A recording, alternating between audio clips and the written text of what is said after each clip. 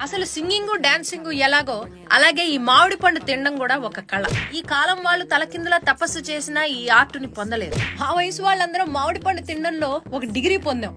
అసలు నాలాంటి వాళ్ళు కొంతమంది అయితే డాక్టరేట్లు కూడా పుచ్చుకున్నారు. మ్యాథ్స్ సైన్స్ ఎలాగైతే ఇంపార్టెంటో అలాగే మామిడి పండు తినడం కూడా ఒక సబ్జెక్ట్ ఉండాలండి స్కూల్లో.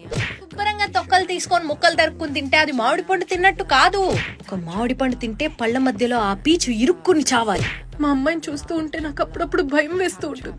ఎందుకంటే ఈ తర్వాత తరాల వాళ్ళు టెంక తినడం ఇష్టపడట్లేదండి. అన్నం తిన్నాక మామిడి పండు పెడితే క్యాలరీలు ఎక్కువ ఉన్నాయని వదిలేస్తోంది.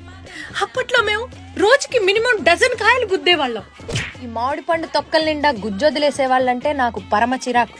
మా మనవరాలు అదైతే ఇంకా అధ్వానం. మామిడి పండు ఎదురుకుండానే పెట్టుకుని మాసా తాగుతానంటోంది. ఆ కష్టం పగవాడికి కూడా రాకూడదు. అసలు ఒక టెంక తింటే టెంకకే డౌట్ రావాలి, నేను టెంకనా నిర్మలమ్మ గారి తలకైనా అని. అది ఆర్ట్ అంటే. ఆర్టిస్ట్లకు బొత్తిగా గౌరవం లేకుండా పోయింది. అసలు 20 రూపాయలు పెట్టే మామిడి పండు కొంటే 120 రూపాయల గుజ్జు లాగాలి అందులో. ఒక రసానికి కన్నం పెట్టి తింటే ఆ పండుకు కూడా తెలియకూడదు రసం ఎలా మాయమైందో. ఒక మామిడి పండు తినడానికి రైట్ టైం ఏంటమ్మా అని అడుగుతోంది నా కూతురు.